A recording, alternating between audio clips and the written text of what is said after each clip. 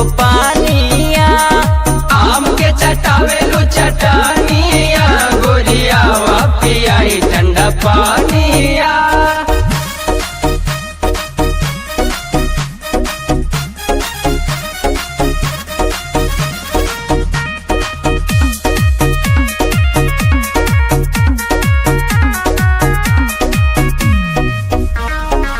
हमरा से आई के सटा करा, नीचे से ऊपर दुख बांटा करा।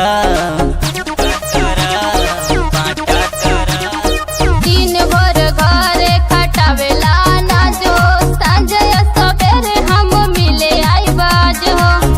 बड़ी सहतानी दिल के ई सहानिया।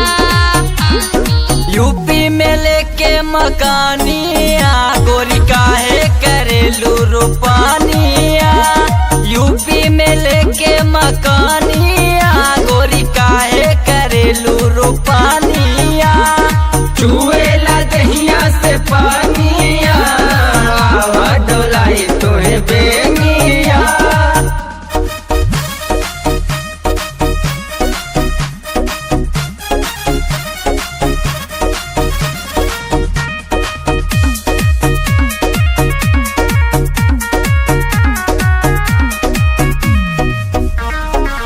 काहे के इतना तू करेलू ड्यूटी, उड़ल जाता रे मुहुआ के ब्यूटी।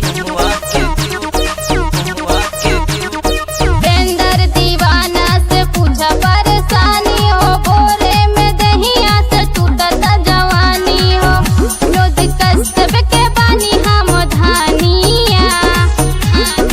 यूपी में लेके मकानिया गोरी काहे करेलू रोपानिया। यूपी में लेके मकानिया गोरी काहे करेलू रोपानिया। चुएला दहिया से पानिया चाटेलू आम के चटानिया।